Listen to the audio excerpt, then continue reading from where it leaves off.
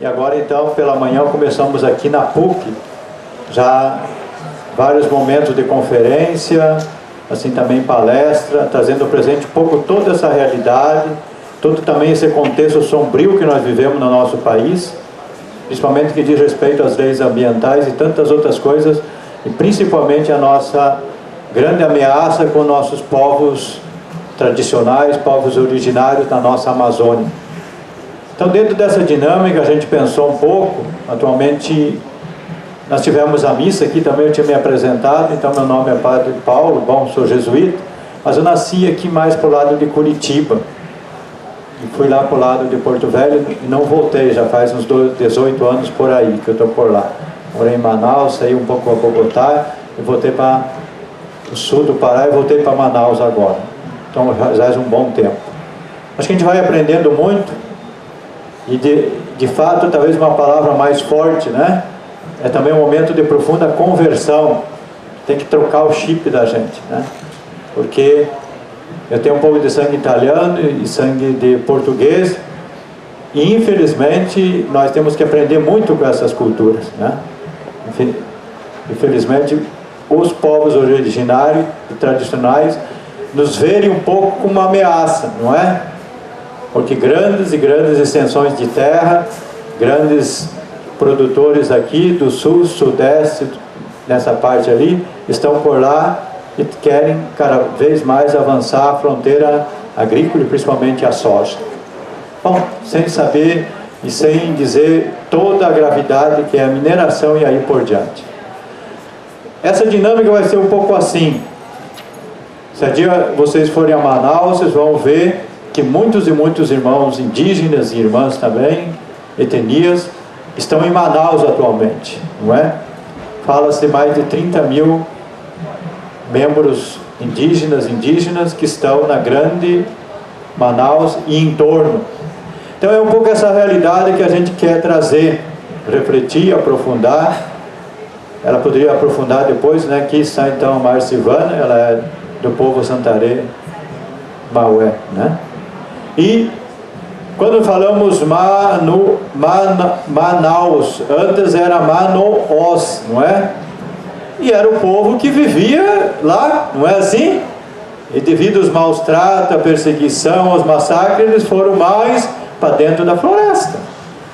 Mas Manaus, que era Manoós, era a tribo dos Manoós, muito guerreiro, que lá viviam. Depois nós podíamos ampliar essa questão, né? Essa discussão, para dizer que tudo era povoado pelos nossos irmãos originários, né? Isso é muito importante. Então, esse momento, SARS, o que é o SARS? Né? Um serviço amazônico de ação e reflexão e educação socioambiental. É um pouco mais da Companhia de Jesus, mas que a gente também tentou desenvolver um pequeno trabalho, um diagnóstico, nesse local aqui, nessa comunidade, que é, né, assentamento lá, Sol Nascente, né? Assentamento indígena Sol Nascente. Ali são 11 tribos e etnias diferentes que lá estão vivendo. Então a gente vai trazer esses elementos um pouco desses nossos irmãos e irmãs que vivem também nessa comunidade lá. Então, Marcivana, agradecemos muito então a sua presença aqui no nosso meio, tá?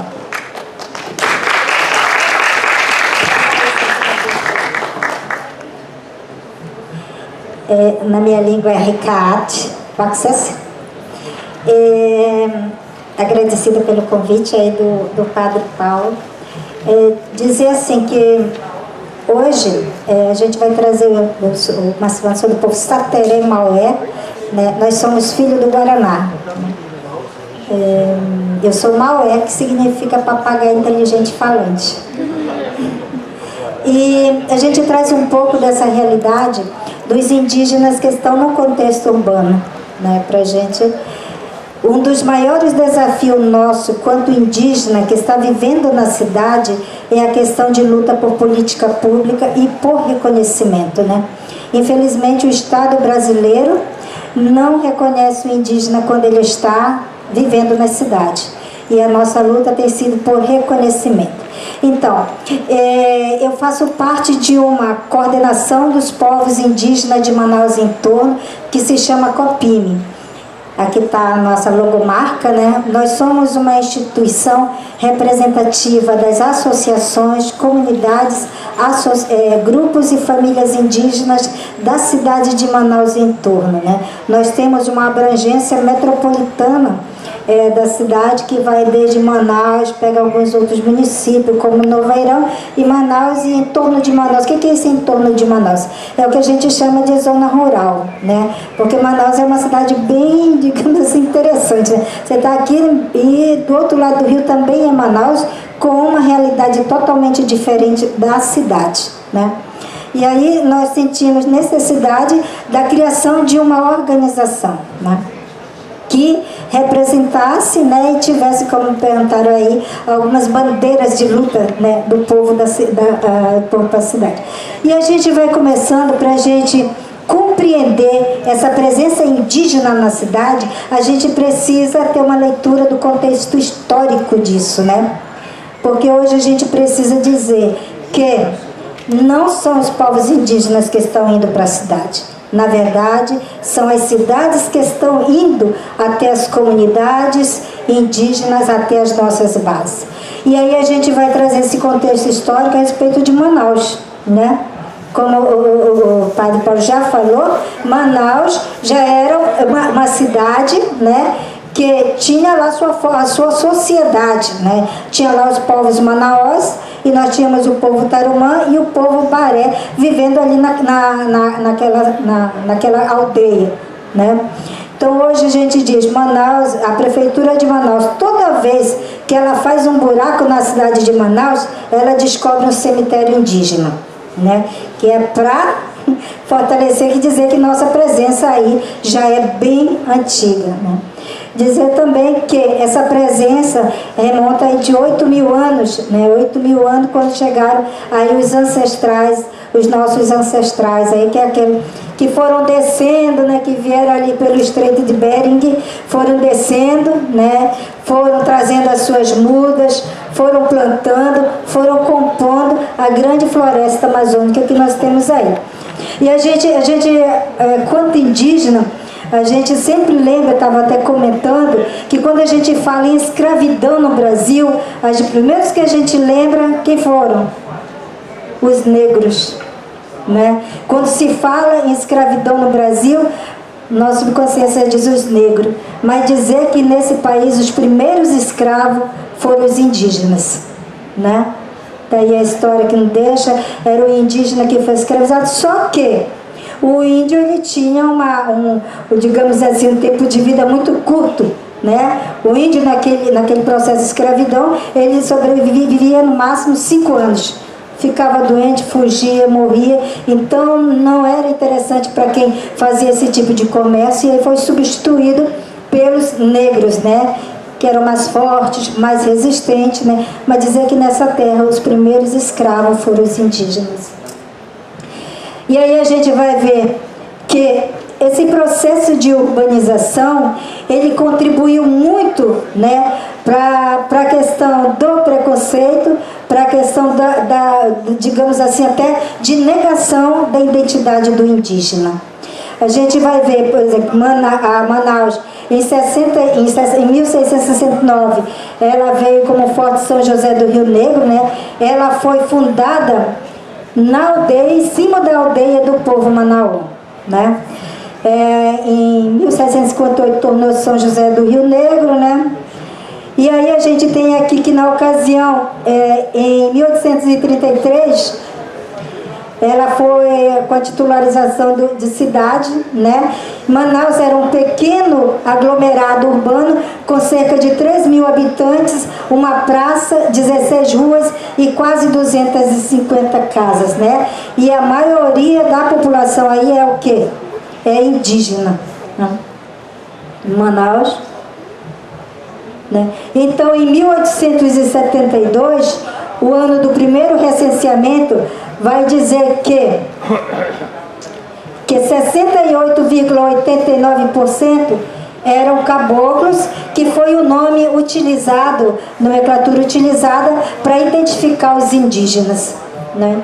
Então, por que é importante a gente falar sobre isso? Porque hoje a nossa maior dificuldade é que o Estado reconheça que as grandes cidades, metrópoles, têm indígenas, que já existiu há muito tempo antes da criação das cidades, né? A gente vai ver que o processo de urbanização, a urbanização de Manaus também, o contexto econômico, né? A gente vai, acho que na história, a gente vê o período, acho que todo mundo aqui, o período áureo da borracha, né? Manaus foi a primeira cidade do Brasil que teve luz elétrica. Foi? Ninguém fala isso, né? Foi a primeira cidade que teve o bondinho elétrico. Foi São Paulo, né? A primeira Universidade Federal, né? Então, Manaus era a metrópole da época, né? E o que acontecia naquela época? Ela atraía, né? Os de fora. Ora, se naquela época você tinha uma cidade, uma sociedade que era formada daquelas casinhas de palha, né, de barro, de pessoas simples, de indígenas, e vem toda essa modernidade, o que acontece? Essa modernidade vai substituindo aquilo que existia lá, né? O igarapé pela avenida, a carroça pelos bondes elétricos, a iluminação a gás pela luz elétrica, mas também transforma a paisagem natural. Destrói antigos costumes e tradições, civiliza índios, transformando-os em trabalhadores urbanos, dinamiza o comércio, expande a navegação, desenvolve a imigração. É a modernidade que chega ao porto de lenha com sua visão transformadora, arrasando com o atrasado e o feio e construindo o moderno e o belo. Né? E aí, os indígenas tiveram que se adaptar a essa nova realidade, né? Então, a gente tem alguns relatos, por exemplo, desse processo de urbanização das cidades. Isso aqui não é só uma realidade de Manaus, é uma realidade presente na maioria das capitais brasileiras. É uma realidade daqui do Rio de Janeiro, é uma realidade de São Paulo, né? É uma realidade presente em todas essas capitais. E aí a gente vai perceber no relato de uma liderança indígena chamada Seu Osmar Apurinã, que ele diz assim: mas quando eu saí lá da minha aldeia, que eu vim para Manaus por conta da Zona Franca de Manaus, que eu vim trabalhar na Zona Franca de Manaus, a primeira coisa que eu fiz, sabe o que foi, gente? Ele pintou os cabelos de louro, né?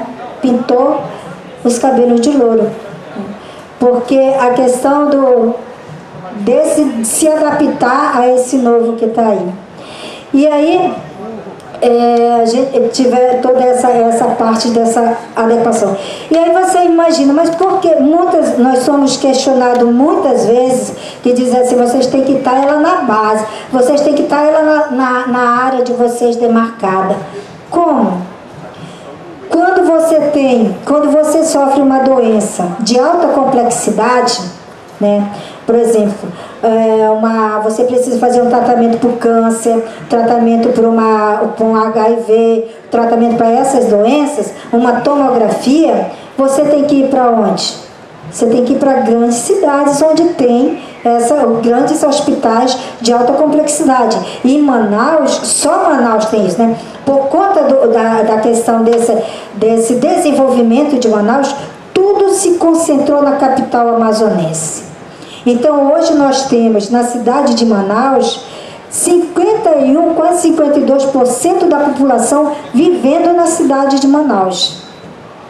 Então, é uma concentração muito grande, atraída, muitas vezes, os indígenas forçados, que estão sendo forçados a irem para a cidade, que é a questão de tratamento de saúde de alta complexidade. Hoje nós temos município que para você fazer exame de sangue, você tem que ir para Manaus, porque o município não tem.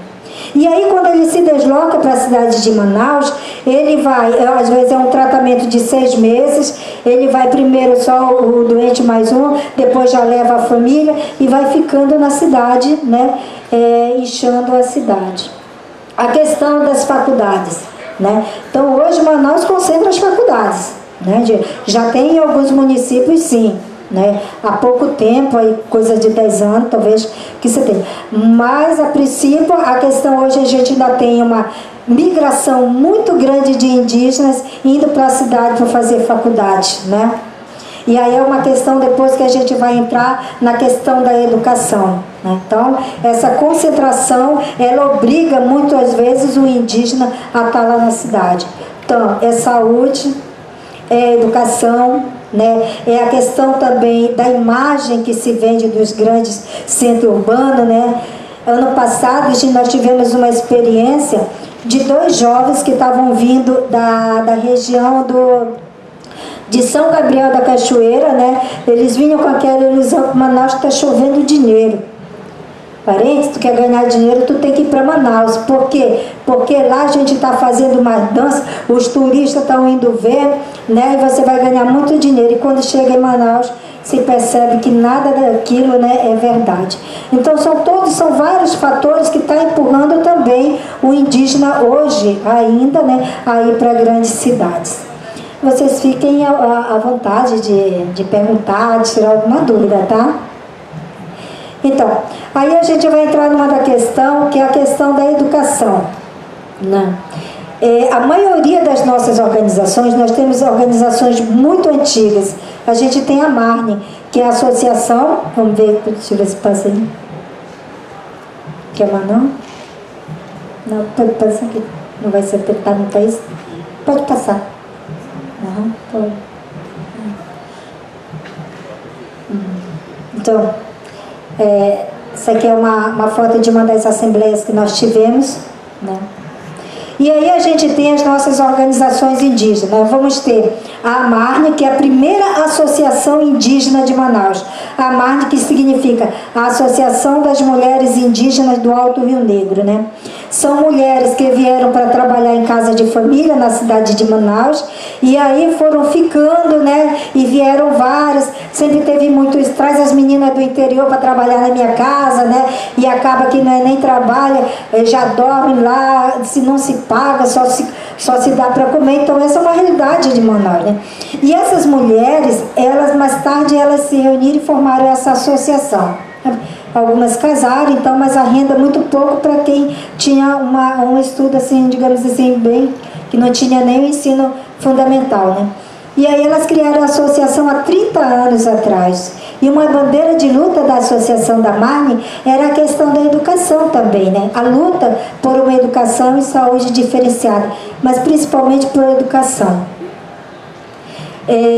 Aqui nós temos indígenas de Manaus, quantos são, onde moram e como vivem. Então a gente estima que na cidade de Manaus sejam em torno de 30 mil indígenas, né? Acho que ainda tem as etnias aí.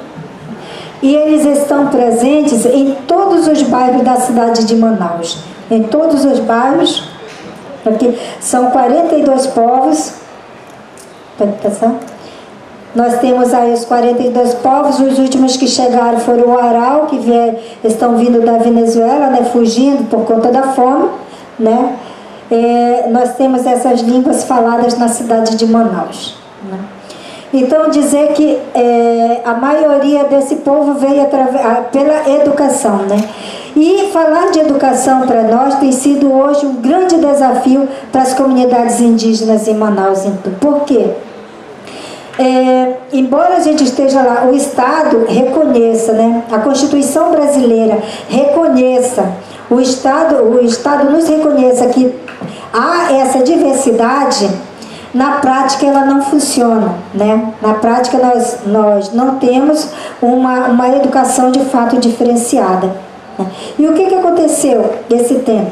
A Prefeitura de Manaus contratou, hoje em Manaus nós temos 18 professores indígenas contratados, que chamam de centros culturais, que é onde acontece a revitalização da língua, né? Então, só que ainda é uma política feita de maneira muito torta, né? Porque a prefeitura contrata o professor, né, faz o pagamento, em regime temporário, a liderança cede lá o fundo da casa dele, embaixo da árvore, em qualquer lugar que tenha ali, para que aquele professor possa ensinar a língua materna daquele povo. Então, por não ser reconhecida essa educação, não tem um projeto político-pedagógico próprio, além do mais, não tem a questão de merenda escolar para essas crianças, não tem a questão de transporte para essas crianças, não tem nenhuma infraestrutura com que funcione esses centros culturais. Então, somente a contratação dos professores. Então, hoje em Manaus, a gente está numa luta para que esses espaços culturais eles sejam reconhecidos, né? E aí a gente esbarra num grande problema que tem sido o problema do nosso povo desde o início do processo de ocupação do Brasil, que é a questão da terra, né? Por isso que a terra para nós é mãe, é aquela que produz, é aquela que nos sustenta, é aquela que nos dá segurança. E na cidade de Manaus, se na base o reconhecimento das comunidades, dos territórios indígenas é um processo difícil, agora vocês façam ideia dentro da cidade de Manaus, dentro de uma cidade, como é que é esse processo? Como é que se reconhece terras indígenas na cidade? Né? E sem o reconhecimento dessa terra, a gente não tem como regularizar os nossos espaços. Porque a maioria dos nossos povos que vêm dos municípios, eles estão nas grandes ocupações na cidade de Manaus.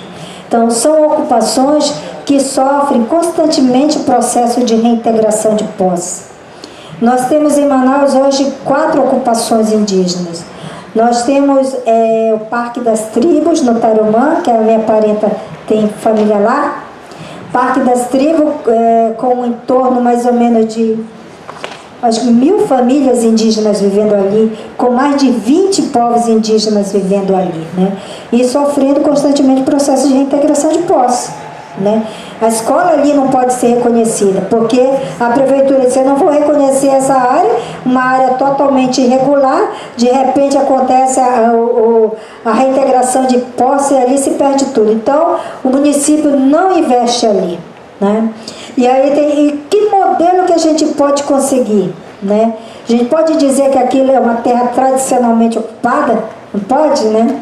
Se bem que historicamente até poderíamos questionar isso, dizendo que sempre teve presença indígena naquele território, né?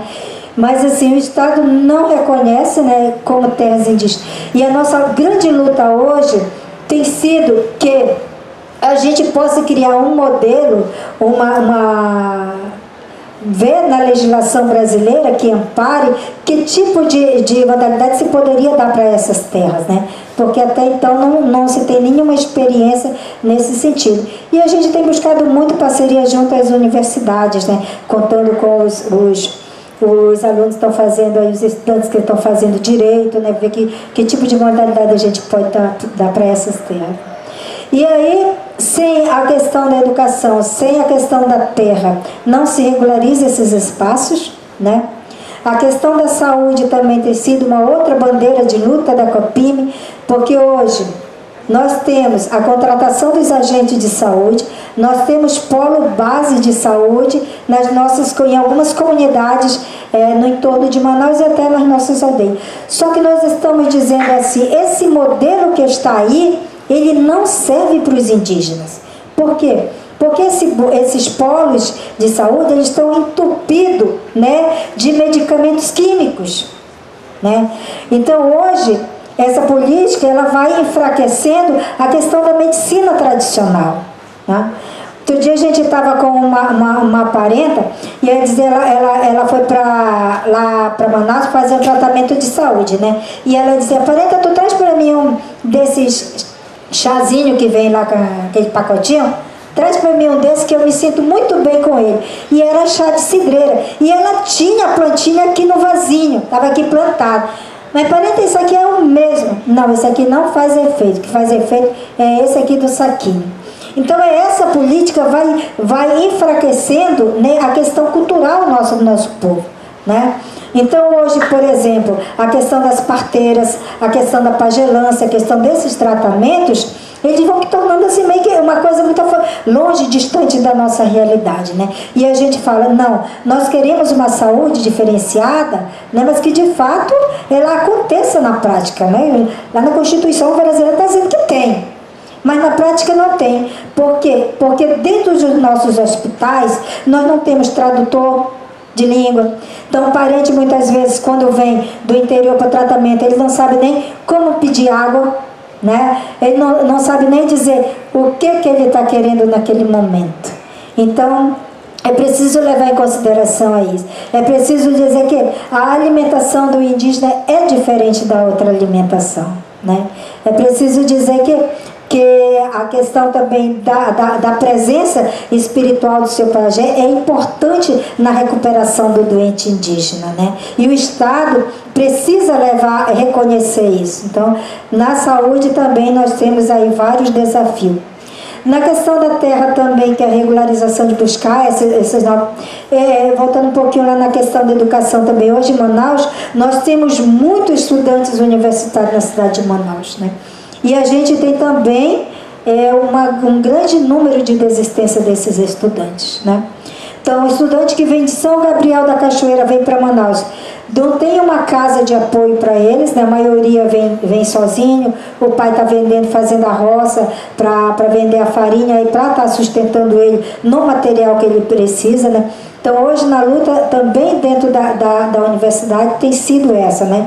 Do apoio financeiro para esses indígenas que estão na cidade, né? Porque muitos cursos você começa de manhã e só sai à noite. Não tem como ele trabalhar, né? E aí muitos dos nossos parentes, eles acabam desistindo do curso, né? E nós sabemos a importância que é hoje a questão da qualificação do indígena nesse processo. A importância da gente ter indígenas formados em direito, em engenharia, né? Formados nas mais diversas áreas, né? Para estar contribuindo nas discussões com essas comunidades de base. Então, para nós, esse também é um grande desafio. A luta tem sido essa lá em Manaus, né? A questão das cotas, né? Que aumente essas cotas, né? Como é que a gente pode se manter, como é que a gente pode concluir. Então, você tem parentes hoje que vai para a faculdade lá e passa o dia com fome, né? E muitas vezes não tem nem o que comer em casa e a gente vai dando jeito. Mas a gente tem grandes parceiros aliados nessa luta, que são, acho que reiterar aqui a questão do MPF, né, no Ministério Público Federal, é um grande parceiro da luta indígena, né? As Defensorias Públicas da União, as Defensorias do Estado, né? A questão da própria Igreja Católica, né, como parceira dessa luta, né? Aqui tiveram muita curiosidade de saber como é que é a nossa relação com a igreja, né? E a gente diz assim, em Manaus a gente reconhece, né, a questão da força da parceria da Igreja Católica conosco, né? Mas infelizmente a gente vive um outro processo nas nossas comunidades indígenas. Hoje já não são mais os católicos lá que estão fazendo um processo de catequese, de colonização. Hoje tem muito presente lá dentro as igrejas pentecostais, né? Então, para nós tem sido uma grande dificuldade, porque hoje a gente vivencia aquilo que nós já vivenciávamos no início da ocupação do Brasil, que é a questão de que a pintura, o canto, né, são coisas do demônio, né? Aí você tem outras religiões que, por exemplo, guarda o sábado, então se você estiver sofrendo processo de integração de posse, tu tem que ficar caladinho, tu tem que ficar só, né? Então, só uma grande dificuldade. E dizer assim, que em Manaus, eu acho que 80% das nossas comunidades indígenas são evangélicas, né? E a questão das mulheres, né? A presença das mulheres nesse processo, né? As mulheres, eu digo, não por ser mulher, mas as mulheres indígenas são a parte mais ativa que tem do movimento indígena na cidade de Manaus, né? Elas são as mulheres, são as mais animadas dentro do movimento indígena. Então nós vamos ter muitas lideranças indígenas, mulheres, né, que estão lá nas suas aldeias, estão discutindo educação, estão discutindo saúde, né? Então, mesmo arregaçando as mangas e trabalhando assim, muito mais do que os homens, né? Nós também, nessa questão, a gente tem a questão das crianças, nós temos muitas crianças, né? que estão nas escolas regulares. E aí a gente está discutindo, semana passada, nós estávamos discutindo com a BNCC a questão de que o Estado precisa reconhecer, dentro da BNCC, dentro da Base Nacional Comum Curricular, que tem indígena no ensino regular, que o indígena não pode ser lembrado apenas no dia 19 de abril, quando se pinta as crianças, quando se discute, quando faz semana. O indígena está lá diariamente, está todos os dias, né? O indígena está lá falante da sua língua, está lá com a sua cultura, e é preciso reconhecer isso, porque nós queremos deixar de ser folclórico, né? Nós queremos deixar de ser essa coisa só do dia 19 de abril. Não, nós fazemos parte do cotidiano dessa sociedade, né? Nós estamos aí, não é só no dia 19. Na escola, a minha filha, ela se firma, né? Eu sou Santa Lemaué, né? E ela vai colocar, mas ela diz assim para mim: mamãe, me dê alguma coisa que eu possa provar que eu sou indígena, né? Porque hoje, assim, é a dificuldade que as pessoas têm de reconhecer o indígena, principalmente em contexto urbano, né? O indígena que já se veste, o índio que já sofreu, diz o Cine, um processo de miscigenação, né? Que já tem o cabelo mais que um pouco enrolado, né? Porque na nossa cabeça está embutido aquilo que nos passaram, né? Anos e anos, dizendo que o indígena é aquele que está lá no meio da mata, que está nu, que tem até gente. Eu trabalho também na pastoral indigenista, e aí nós temos um padre lá, o padre Roberto de Valicourt. Ele é um francês. E aí ele diz, mas Silvana, sabia que lá na minha comunidade meus paroquianos perguntam: você não tem medo de trabalhar com os índios, padre, que eles comam você? Bom, isso está na cabeça deles, né? Porque nós já não fazemos. Claro que tem povos que comem, né? Mas também, dependendo da situação, a gente come também, né? Vai depender muito do contexto. Então nós temos várias associações, e a luta tem sido essa, né? Que a gente poderia passar aí para a gente visualizar isso que eu falei, tá bom? Aí a gente volta depois para uma conversa, se eu souber responder, senão eu passo para o Padre Paulo. A Luísa vai preparar você.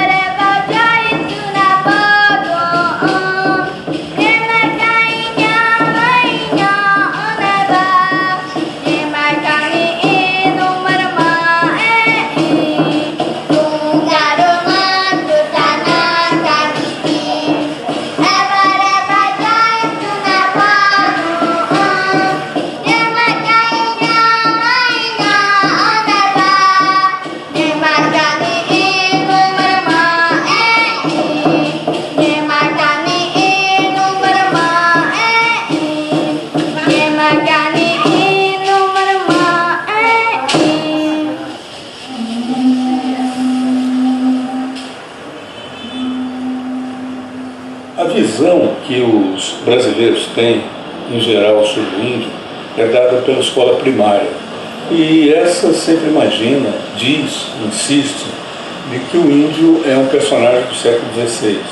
O índio, dentro dessas visões, acabou depois daquele primeiro encontro com o português, e depois disso a presença dele na história do Brasil, na realidade do país, é só através de um ou outro evento, coisa menor e que não marca a vida nacional. Era Pecuema, quer dizer, bom dia para todos. Você vai, pessoa ali, era Pecuema, quer dizer, bom dia para todos. Então eu me chamo Tatá, Tatá quer dizer fogo. Aí eu chamo meu nome, Tatá. Meu nome é Agora de Potter Sateremaué, que significa cabeça de onça pintada, e meu nome em português se chama Maria Sandias Velas Fernandes, sou da etnia Sateremaué, moro na Compensa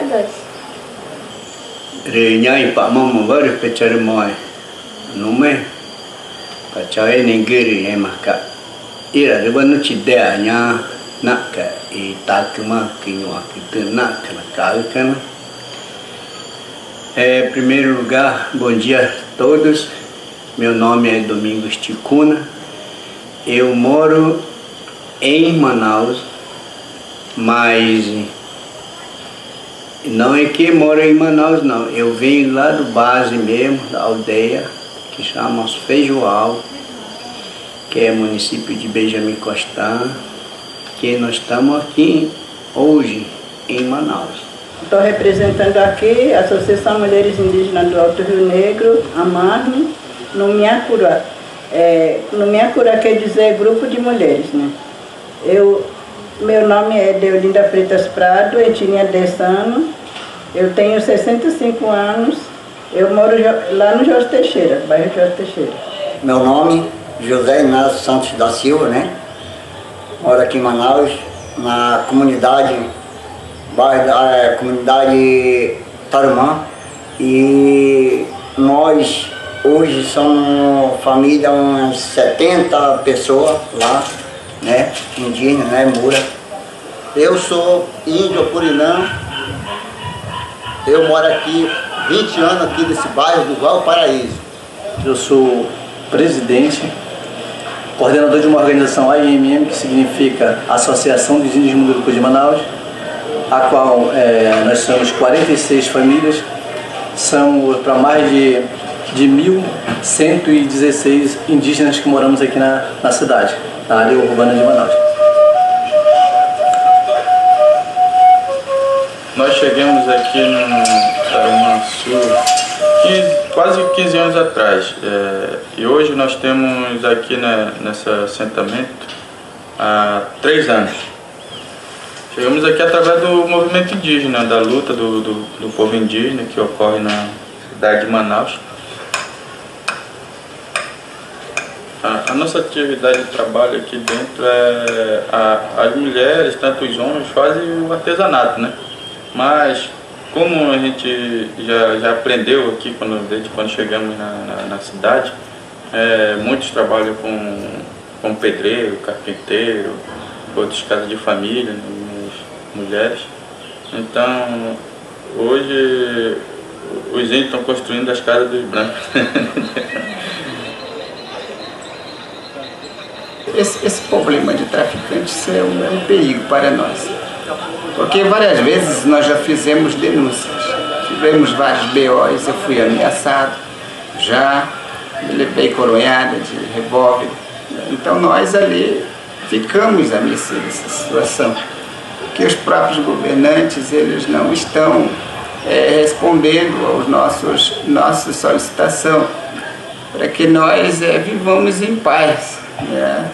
Juntamente com nossos parentes, e que haja políticas públicas voltadas para esse povo assim, da cidade.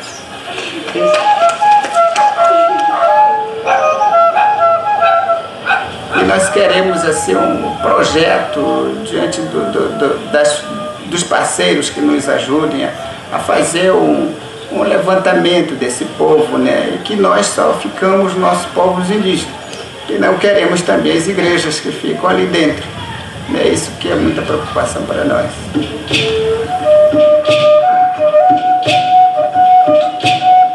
Isso aqui é uma planta urucu, se conhece como urucu o nome dessa planta.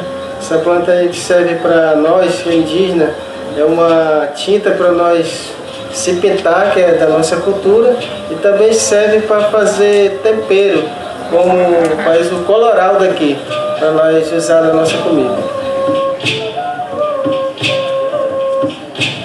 Nós estamos em torno aqui de 300 famílias, aproximadamente 220 famílias já reconhecidas pela FUNAI, com RANI. O que nós questionamos é que nós queremos ficar aqui no local, se nós temos que sair, que haja um lugar, ou então casa, mas o meu principal mesmo é ficar aqui na área aqui.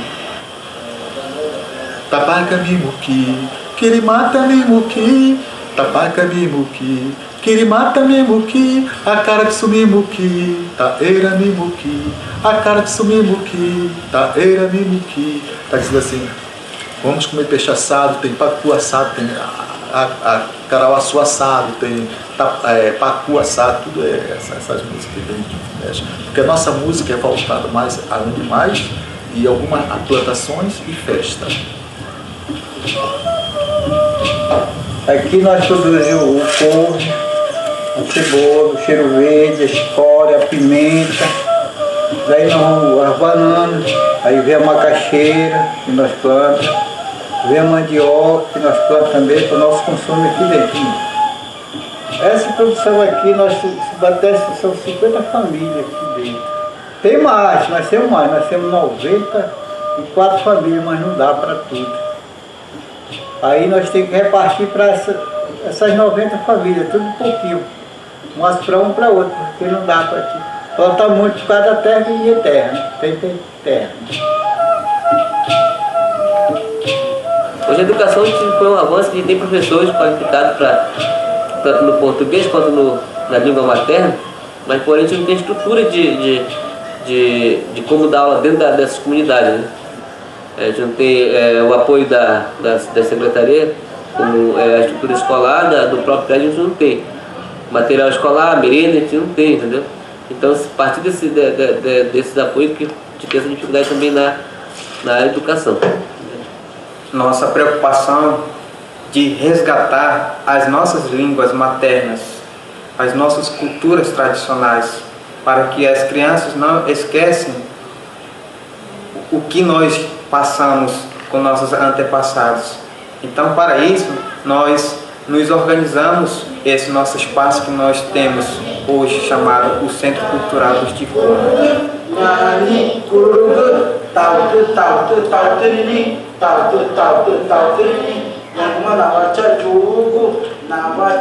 Hoje nós temos na comunidade 22 crianças matriculadas e nós temos numa quantia de mais aproximadamente dentro da comunidade entre 50 a 60 pessoas dentro, né? Porque fora nós temos uma demanda maior. Nós trabalhamos aqui com artesanato de jarina, aqui da Amazônia, e cucá, e açaí e tucum. E a gente usa para fazer a bolsa, para fazer o porta-joia, para fazer cinto de tucumaí, caroço de tucumã, o babaçu e jupati e caroço de buriti.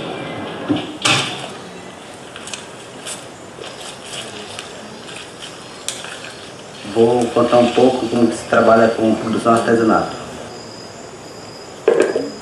Primeiramente é pegar os tucumã, ir na mata, coletar, depois trazer para a oficina, são 15 processos, até chegar e deixar finalizado, né?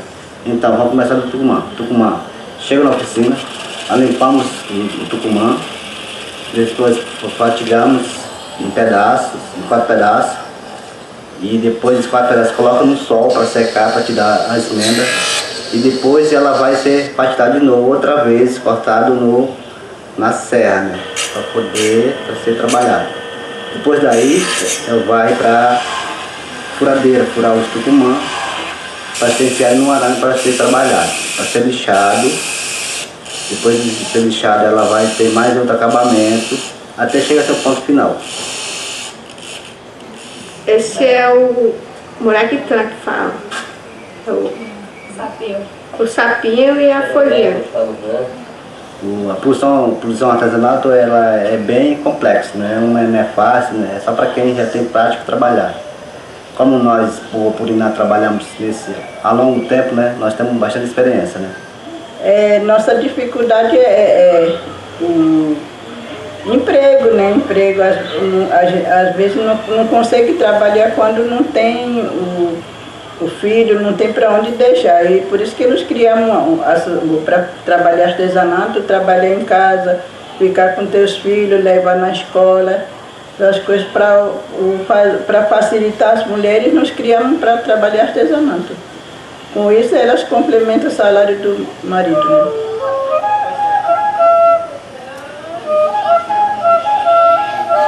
O nosso desafio é realmente entendermos essa presença indígena na cidade não como exceção, mas como uma forma de vida igual às outras, né? Essas pessoas não estão deixando de ser índios, elas não estão optando por se tornar brancos, elas estão optando por viver uma condição indígena e de modo bastante criativo também, tentar criar novas formas, novas alternativas dentro da sociedade nacional, através de programas de artesanato, programas de cultura, tentativas de ocupação de terras, tentativas de formação de grupos culturais, artísticos e tudo mais. Enfim, essas são formas dinâmicas que espelham a cultura dessa população indígena hoje.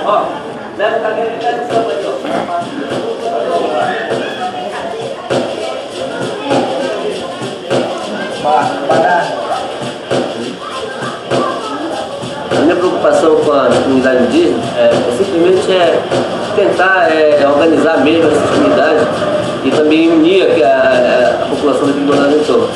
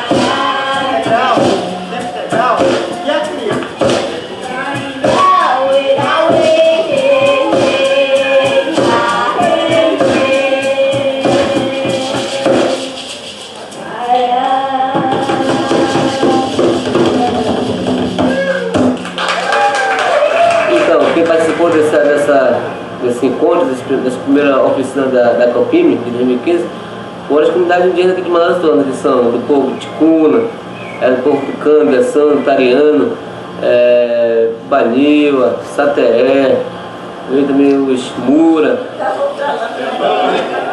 Quando a diversidade cultural, nós não vamos mudar. Podemos até mudar o espaço físico, mudar a cultura, a identidade, não podemos mudar. Por isso, nós exigimos tanto o respeito à diversidade.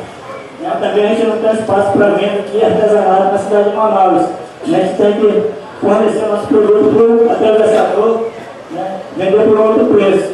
Então nós não temos que lutar por isso, para que a gente possa ter o espaço físico e vender os nossos produtos. Deveria ter um projeto, né, para os jovens fazerem cursos, né, aprenderem a fazer artesanato, mexer no computador. A política pública é uma das dificuldades também, porque nós não temos a participação da construção da política do Estado em relação ao orçamento público. Vamos nos organizar nessa parte de fazer audiências públicas, que isso transforma, isso faz acontecer as coisas. Muito obrigado. O Grupo 2 agradece a atenção. Por isso que é importante as comunidades estar participando conosco e estar fortalecendo a Copime, porque a Copime ela tem o objetivo de trabalhar junto com as comunidades indígenas e correr esse benefício, não só para a nossa executiva, mas também para a nossa geral, e fazer um vínculo com as comunidades e com as organizações.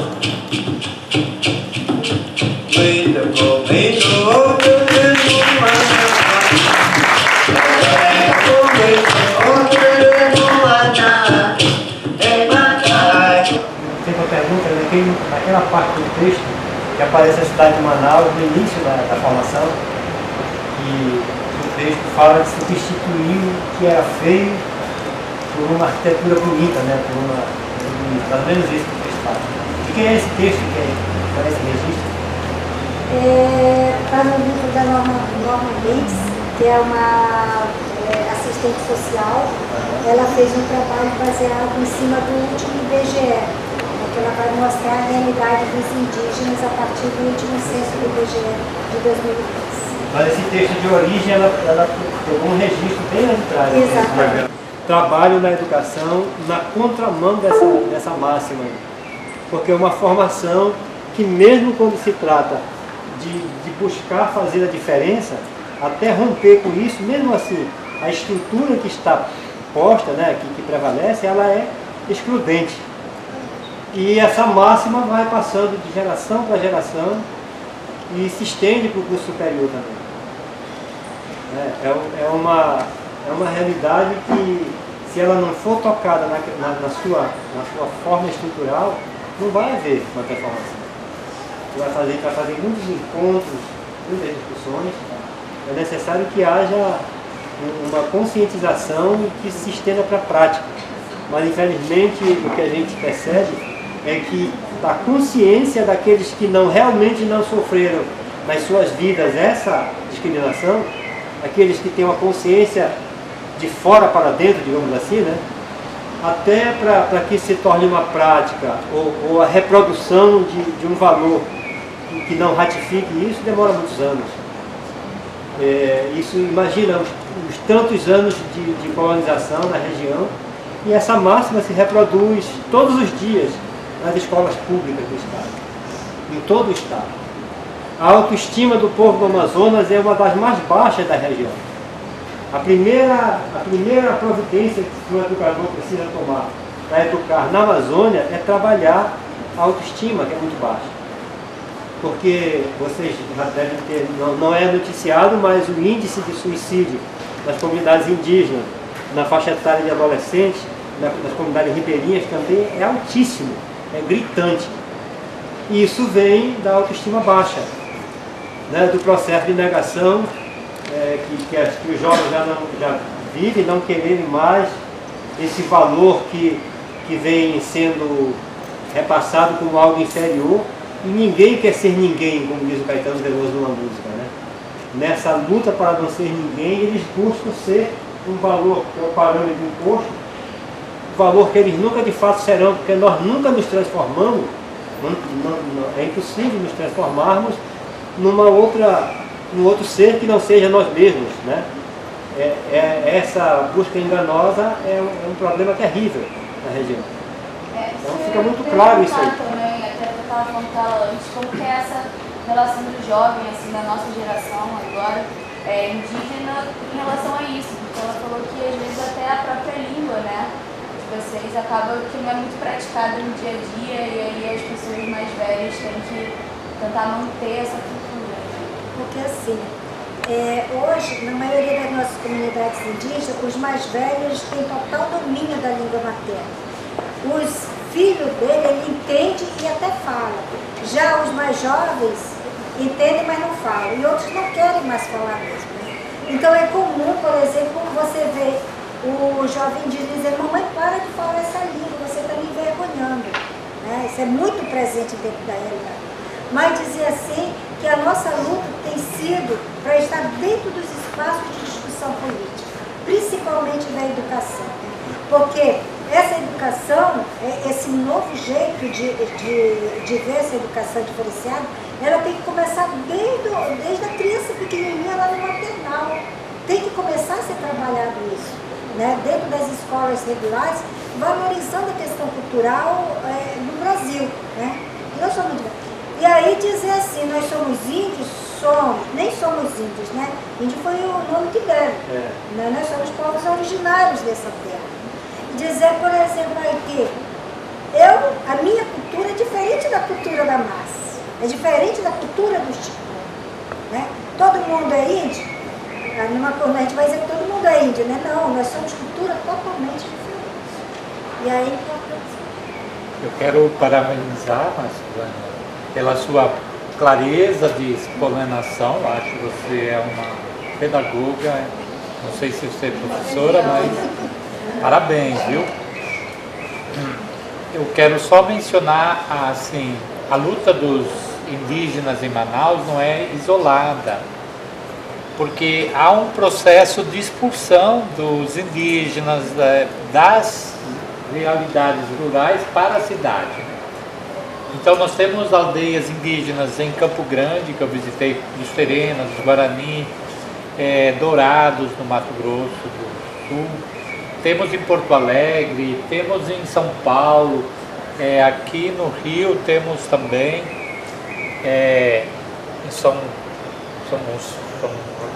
no outro lado da ponte. São Gonçalo. São Gonçalo, né? E aí, assim, o que está assim pegando na verdade, né? Lutar pelo direito do índio na cidade, mas também não fazer com que o índio que está na aldeia, na sua terra, se sinta incentivado a ir para a cidade, porque senão nós vamos ter todos os índios na cidade, porque a atração, o bem-estar, os recursos que vocês mostraram no vídeo, ele é muito real, né? Você precisa de um tratamento de saúde, você precisa de alguma coisa, tem que ir para a cidade. Então a maneira como a gente se organizou, né, é incentivando as pessoas a irem para a cidade. Por outro lado, a gente tem que reconhecer que quem está na aldeia precisa ter um apoio, um incentivo maior para ele ficar lá, porque senão todos vêm para a cidade. E os indígenas vão perdendo a sua terra tradicional. Pelo menos é isso que a gente vê na nossa região lá do Mato Grosso, principalmente chiquitanos. Muitos foram expulsos, estão nas cidades, nas periferias, e claro, uma vez saindo da sua comunidade, eles não têm mais como voltar, porque os fazendeiros já tomaram a terra, já ficou sem chão, né? Então é uma tensão que está se vivendo, mas eu acho muito legítima a luta de vocês. Nós somos só complementando aqui a fala dele, aqui rapidão, assim, nós somos muito questionados em relação a isso, né? Dizer assim, mas nós falamos que não, se política pública de fato existir para a base, o índio não vem para a cidade. Ele não vem porque lá tem o rio, lá tem a floresta, lá tem todo o ambiente dele, ele não tem por que vir para a cidade. Nós lutamos, quanto coordenação dos povos indígenas de Manaus, nós lutamos para que essas políticas estejam lá. Nós não queremos que ele vá ser mais uma que está sofrendo processo de reintegração de posse na cidade. E aí dizer que nesse processo, acho que é importante ter essa visão aí. E não podemos negar, por exemplo, que, infelizmente, na cidade é que são tomadas as decisões, né? Então, hoje a gente considera as organizações indígenas que estão na cidade porque elas estão discutindo, muitas vezes, uma política que o indígena que está lá na terra demarcada nem está sabendo o que está acontecendo no Congresso, né? Que está acontecendo aí esses embates contra os direitos adquiridos. Então, hoje nós consideramos importante também essa presença indígena na cidade. Da luta. Agora a gente precisa estar trabalhando de forma articulada, né? Dizer assim, olha, a gente está na cidade, a gente tem um papel importante aqui dentro da cidade para estar discutindo, porque a gente está muito mais próximo, digamos, talvez da comunicação com Brasília, né? Discutir, estar dizendo e mobilizando as bases, que muitas vezes não sabe o que está acontecendo lá. Então, me dizer, por exemplo, que nós não queremos os indígenas. Aí o pessoal fala assim, mas se vocês adquirirem política para a cidade, não vai trazer os indígenas? Não. Nós queremos que as políticas também valham para a base, né? Que a saúde de alta complexidade esteja lá, que ele não precise vir. Que a faculdade esteja lá no município mais próximo, que ele não precise vir para a cidade. Esta realidade, ela está em todos os povos das comunidades tradicionais. Por exemplo, os descendentes e de negro, que existe as comunidades, também passa por essas mesmas consequências. os quilombolas, naquelas região dali de São Luís, daquelas baixadas por ali, tudo sofre essas mesmas consequências. As comunidades tradicionais, que são aqueles povos que fizeram a abertura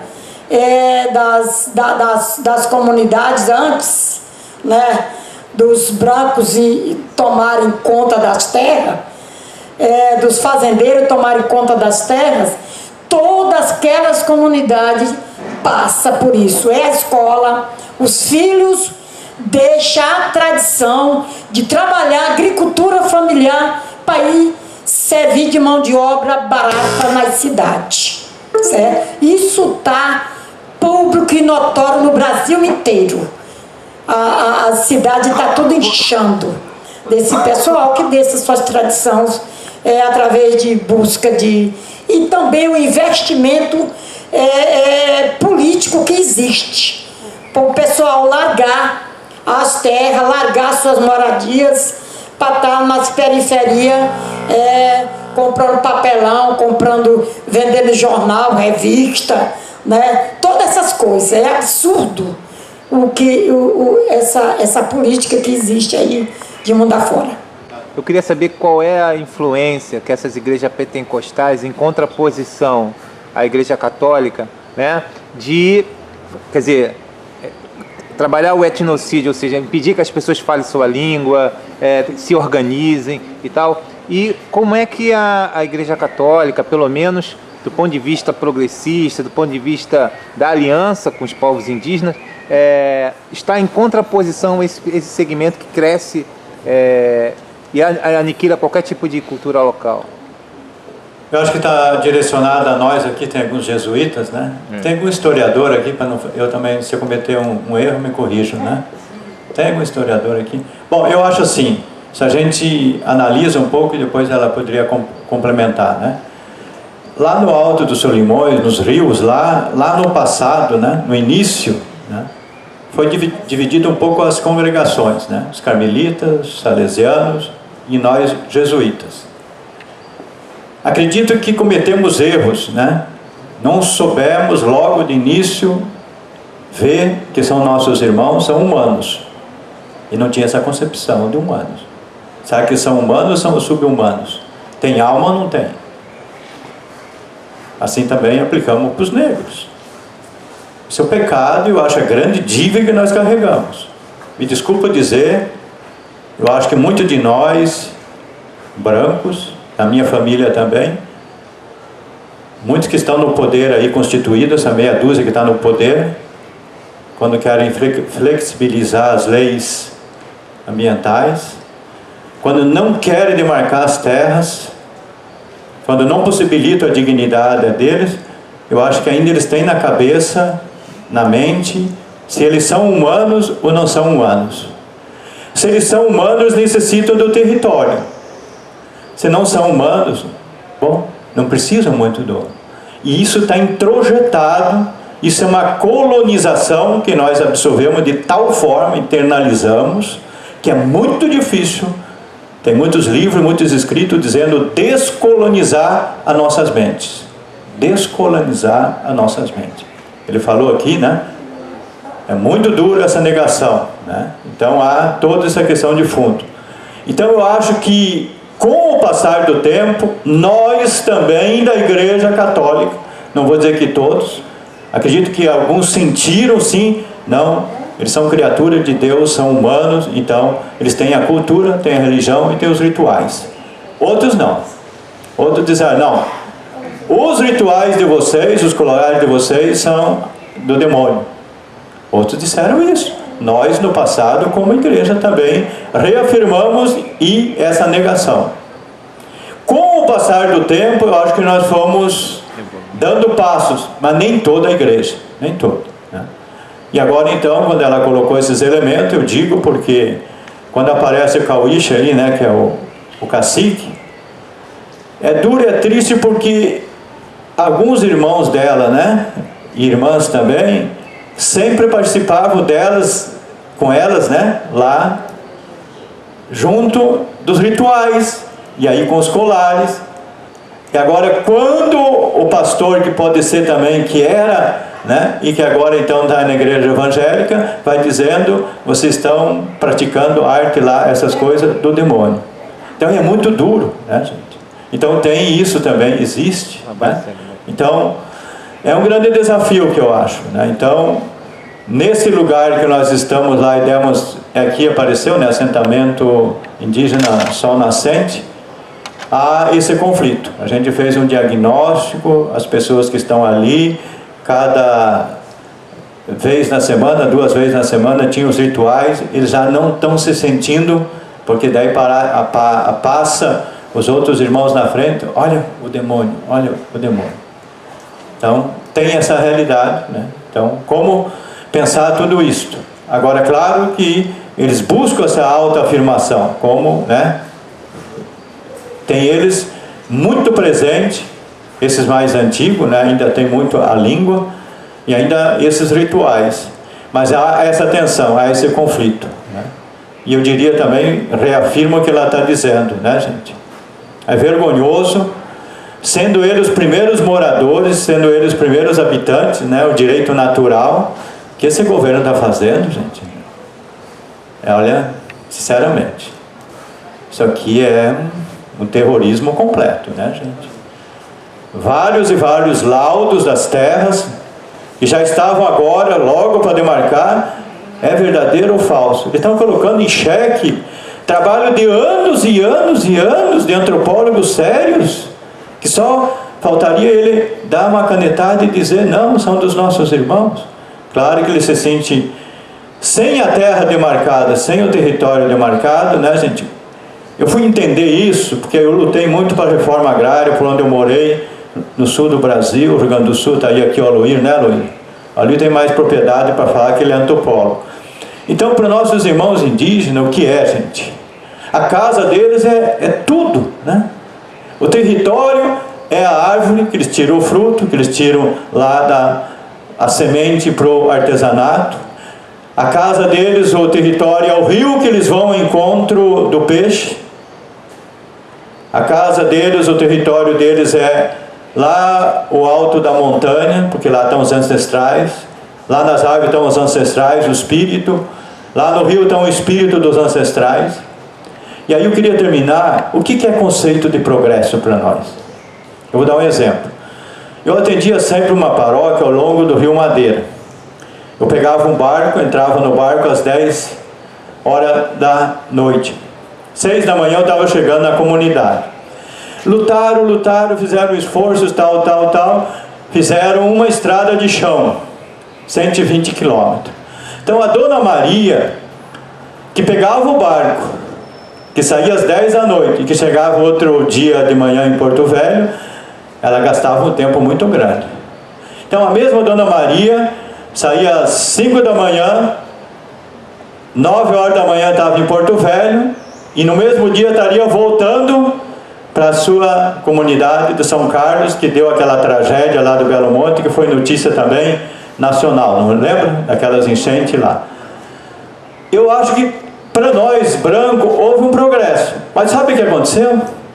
Quantas e quantas pessoas, quantos pescadores que não necessitam do peixe, pega o seu carro, pega a mesma rua e vai em direção aos rios, que ali tem os lagos também, e pegam quilos e quilos de peixe para trazer para a cidade de Porto Velho.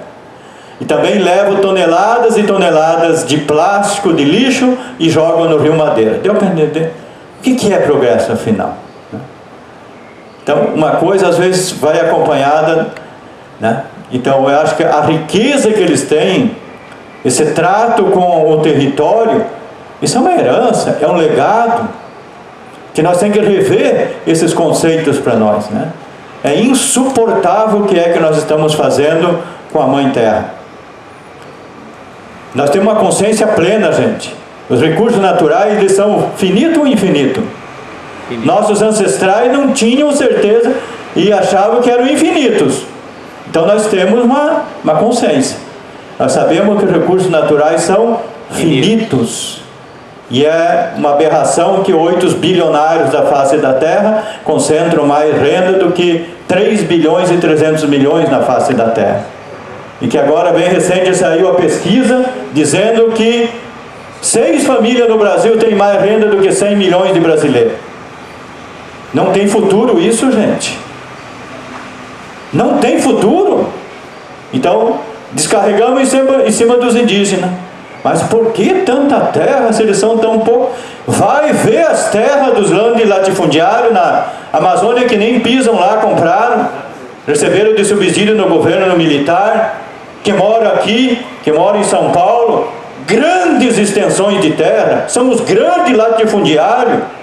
Nós temos que aprender a fazer um mapa, onde que estão os indígenas aqui, as terras deles, e que está tudo de pé lá. O rio não está ainda poluído, a mata está de pé e tantas outras coisas. Veja a terra desses grandes latifundiários que estão lá. Então me perdoe, me desculpa, nós temos que descolonizar a nossa mente. E eu estou nesse processo de conversão. Reze pela gente também, tá? Só queria colocar isso, tá? Parabéns, parabéns. Só vou completar aí um pouquinho, dizer assim que meu povo Satarebaué, a maioria deles são adventistas do 7º dia, né? Eles guardam o sábado, né? Começa na sexta-feira às 18 horas, sexta-feira até às 18 horas do sábado. Mas assim, e aí é uma religião que você não pode comer carne, né? Tem certas comidas que você não come, aí você tem que comer a soja. Mas hoje eu vejo assim que a gente já questiona isso, né? Mas parente, a gente está comendo soja, está dando preferência para a soja. Sabe que é a soja que está expulsando grande parte do nosso povo aí do Nordeste do Brasil? Sabe que é ela que tá matando os nossos povos indígenas? Então eu acho que esse processo, né, é lento, mas ainda bem que ele está acontecendo, né? Isso é uma esperança. Obrigada.